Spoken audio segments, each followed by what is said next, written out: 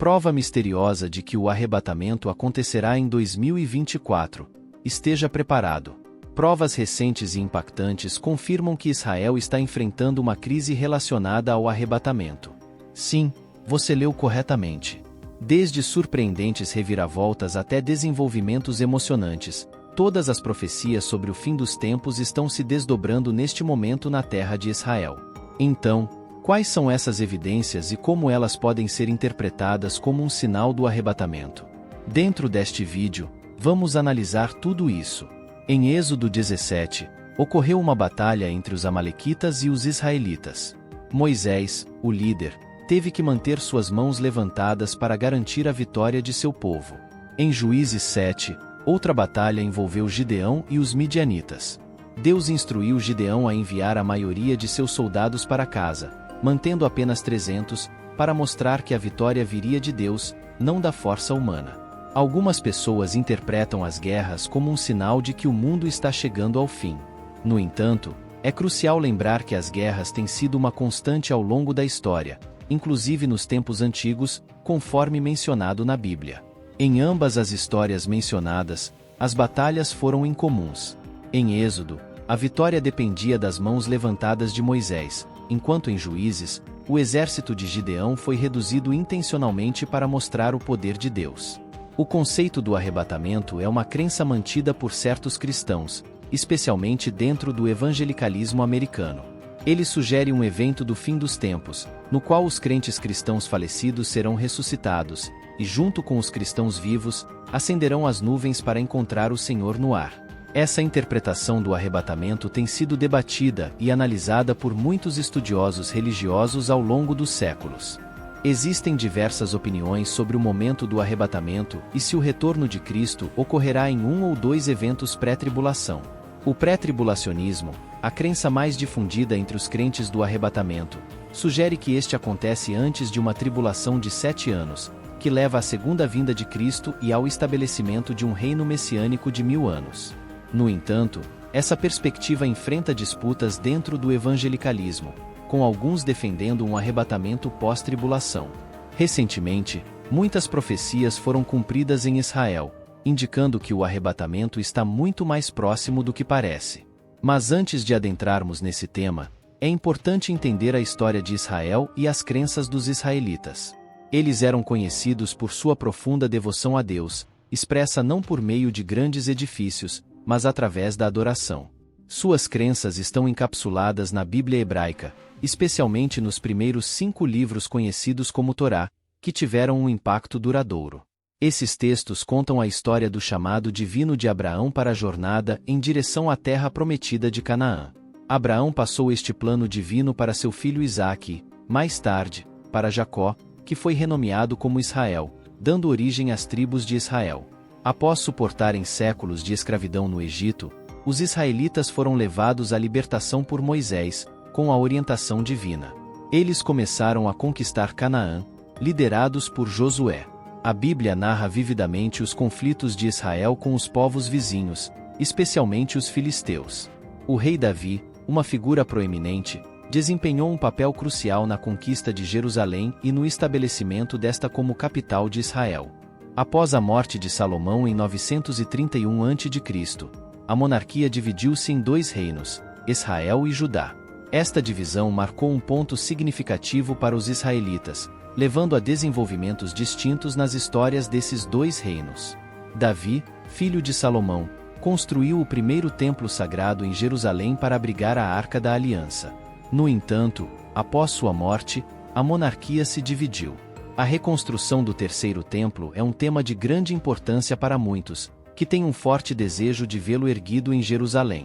Consideram-no ainda mais significativo do que os templos anteriores que foram destruídos. Embora ainda não tenha sido construído, o terceiro templo tem uma importância imensa no judaísmo, especialmente para os judeus ortodoxos, que o veem como um símbolo profundamente significativo de santidade e um local sagrado para oração. Desde 1987, um grupo chamado Movimento do Templo tem se preparado para a construção do terceiro templo, trabalhando gradualmente em direção a esse objetivo. Embora muitas pessoas em Israel moderno e em todo o mundo não sejam profundamente religiosas, muitas levam esse assunto a sério, considerando um dever espiritual. O movimento do templo exclui indivíduos não religiosos do envolvimento, e foram eles que trouxeram de volta o Sinédrio, um grupo religioso responsável por supervisionar os regulamentos do templo. Para os judeus ortodoxos, a reconstrução do templo é crucial, pois acreditam que desempenha um papel vital em tornar o mundo um lugar melhor. Convencido de que o progresso só pode acontecer com a reconstrução e destruição do templo, Gerson Solomon, líder dos fiéis do Monte do Templo, está ativamente trabalhando para reunir apoio em Israel para a reconstrução do templo. O grupo organizou protestos no local do templo, criou uma pedra angular especial para o terceiro templo e fez itens para seu uso de acordo com Salomão. A construção do terceiro templo é vista como necessária para cumprir o destino das pessoas mencionadas na Bíblia que vivem na Terra Santa. O Sinédrio, responsável pelos assuntos do templo, está se preparando para os serviços do templo por meio de atividades como o plantio de uma árvore especial com plantas necessárias para o terceiro templo. Falando em nome do Sinédrio, o rabino Hillel Weiss enfatiza que o templo conectava a terra e Deus, ao contrário das crenças comuns associando sacrifícios com animais e sangue. Muitos sacrifícios, na verdade, envolvem plantas que cresceram em Israel. É interessante notar que o retorno de Israel à Terra Prometida e a construção do terceiro templo se alinham com as profecias bíblicas de profetas como Ezequiel e Isaías, que falaram da promessa de Deus de reunir seu povo. Ezequiel diz: "Então as nações saberão que eu sou o Senhor, tornarei Israel santo, quando o meu santuário estiver entre eles para sempre", indicando que quando o santuário de Deus estiver com o povo judeu, todos verão que Israel é único e sagrado. Outra citação de Isaías afirma: "Direi ao norte, Deus para cima, e ao sul, não os detenha. Traga meus filhos de longe e minhas filhas dos confins da terra", mostrando que Deus quer que seus filhos e filhas de todo o mundo retornem à terra prometida, reunindo-os de todos os cantos. Embora alguns acreditem que Yeshua, Jesus, sirva no verdadeiro tabernáculo no céu, o desejo de construir o terceiro templo não se trata apenas de construir um edifício físico. O desejo está enraizado na crença de que ele servirá como um lugar de habitação especial para a presença de Deus. A construção do templo não é apenas uma forma de honrar o passado, mas uma demonstração de que a presença de Deus é constante e duradoura com seu povo. A história de Israel é como um conto antigo transmitido através dos tempos. Tudo começou com Abraão, uma figura significativa em religiões como o judaísmo e o islamismo. Ele é conhecido como o pai dessas religiões por causa de seus filhos, Isaque e Ismael. Seus descendentes enfrentaram dificuldades como a escravidão no Egito antes de finalmente se estabelecerem em Canaã, que agora chamamos de Israel. O nome Israel vem do neto de Abraão, Jacó. Israel sempre foi um lugar sagrado para aqueles que acreditam em um Deus, com muitas civilizações e impérios valorizando essa terra. Ao longo dos séculos, várias culturas adoraram o mesmo Deus, tornando Israel um baú repleto de histórias diversas. Por volta de 1000 a.C., as tribos israelitas se uniram sob reis como Saul, Davi e Salomão. Salomão construiu o primeiro templo em um local especial chamado Monte do Templo, simbolizando a promessa de Deus ao povo judeu. No entanto, a paz não durou para sempre. Os assírios e os babilônios invadiram partes de Israel, chegando até mesmo a destruir o templo. Mais tarde, os persas ajudaram os judeus a reconstruí-lo, avançando rapidamente. No primeiro século, o cristianismo teve início com Jesus em Israel. Infelizmente, os romanos destruíram o templo durante uma guerra em 70 d.C. Esses eventos moldaram profundamente a identidade judaica e impactaram a história global. Nas décadas de 1920 e 1930, os judeus migraram para a Palestina para escapar do antissemitismo na Europa. Essa imigração mudou a região, com os judeus estabelecendo novos assentamentos.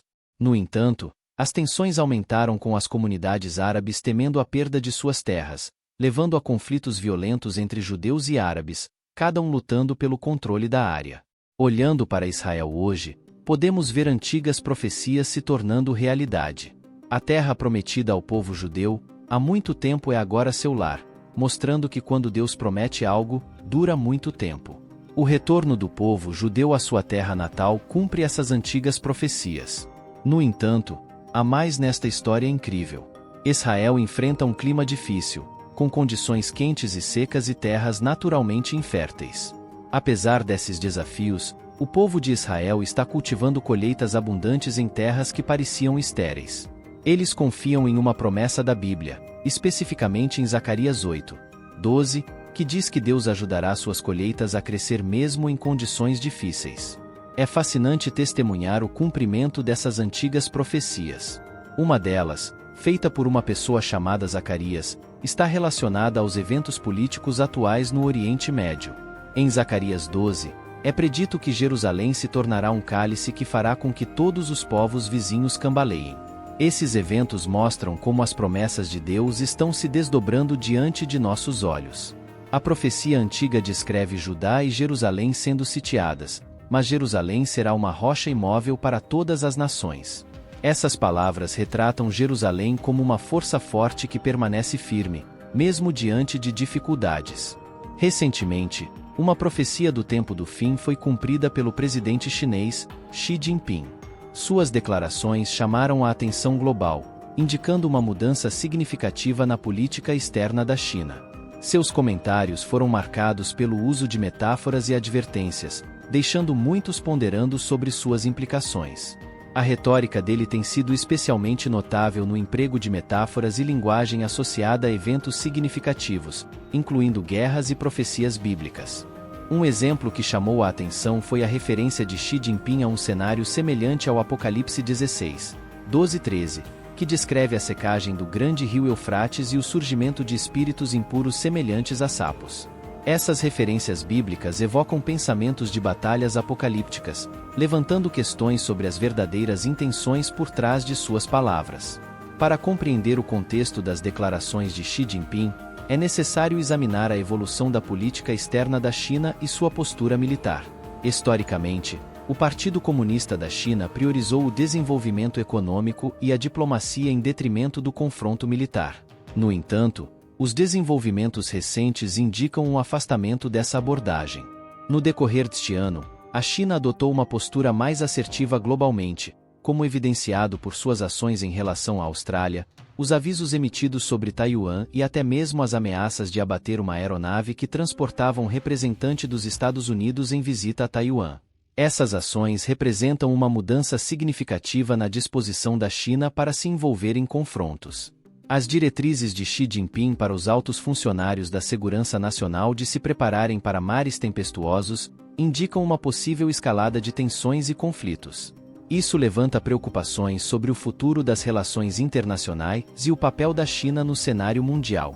A China prevê o aumento da complexidade e intensidade das preocupações com a segurança nacional, e os apelos ao planejamento do pior cenário possível sugerem uma abordagem proativa para enfrentar ameaças potenciais. Embora seja importante não interpretar demais essas declarações, elas indicam um sentimento crescente de urgência dentro da liderança da China.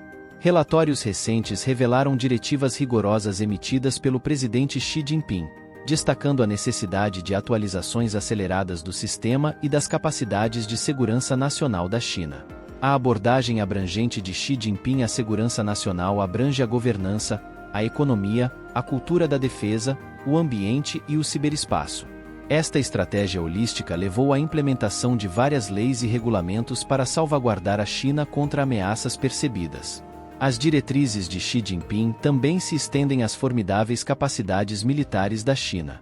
Referências ao maior exército do mundo e às profecias bíblicas, como as encontradas em Apocalipse 16, geraram especulações sobre o papel dos militares da China em conflitos futuros. O livro do Apocalipse, atribuído ao apóstolo João, oferece insights intrigantes sobre potenciais conflitos futuros. Uma dessas representações é de um enorme exército de 200 milhões de soldados emergindo do Oriente. Embora as interpretações dessas visões proféticas variem, elas levam muitos a ponderar o significado de forças tão imensas e seu papel potencial em batalhas históricas. A descoberta da piscina de Siloé foi significativa. Embora tenha sido destruída durante o ataque da Babilônia a Jerusalém e ao Segundo Templo, foi reconstruída durante o tempo de Neemias e mais tarde ampliada sob o governo de Herodes, o Grande. Este tanque teve grande importância como um lugar onde os pobres e doentes buscavam cura, especialmente durante a Festa dos Tabernáculos. O Festival das Barracas, também conhecido como Sukkot, é um grande evento no judaísmo que celebra a libertação dos israelitas do Egito. Durante o Sukkot, um sacerdote tirava água da piscina de Siloé em uma jarra de ouro, simbolizando a alegria de tirar água dos poços da salvação, conforme descrito em Isaías 12, 3. Apesar da destruição do tanque original, sua reconstrução permitiu que as pessoas continuassem celebrando e encontrando alegria em suas tradições. Esta é uma demonstração da resiliência do povo diante de adversidades, uma qualidade que tem sido valorizada ao longo da história. A profecia associada à chegada de um futuro Messias e do terceiro templo desencadeou uma tendência crescente em Israel, onde casais judeus visitam o reverenciado Monte do Templo, vendo isso como um sinal da vinda iminente do Messias. Recentemente, um casal ficou noivo no Monte do Templo, refletindo uma prática que vem ganhando popularidade.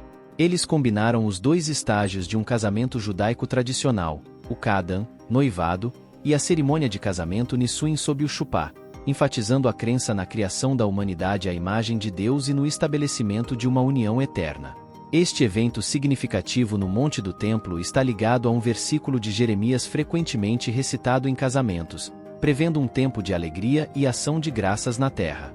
O Monte do Templo inclui portões históricos para noivas, noivos e enlutados, conhecidos como o Portão da Misericórdia. À medida que mais casais judeus optam pelo Monte do Templo para seus compromissos, eles o veem como o cumprimento de profecias antigas, como Zacarias 8, 20 e 22, que fala sobre pessoas de várias cidades que vêm a Jerusalém para orar ao Senhor. Essas ocorrências são vistas como inspiradoras e em conformidade com as profecias bíblicas. Em 12 de outubro, ocorreu uma cerimônia especial conhecida como libação de água, reminiscente de uma antiga tradição do templo. A cerimônia, liderada por sacerdotes especiais chamados Coanim e Levitas, incluiu cânticos, danças e o som de trombetas de prata. Eles seguiram caminhos antigos da antiga cidade de Jerusalém até Shilo, também conhecida como Siloé Springs. A procissão terminou com a rara bênção sacerdotal e a cerimônia Akel, que ocorre uma vez a cada 7 anos. Embora a Torá não mencione explicitamente a cerimônia da água, as pessoas a consideram parte dos ensinamentos orais de Moisés e a celebram como um feriado alegre. Esta cerimônia durou 15 horas no antigo templo e continuou com celebrações durante toda a noite até a manhã seguinte.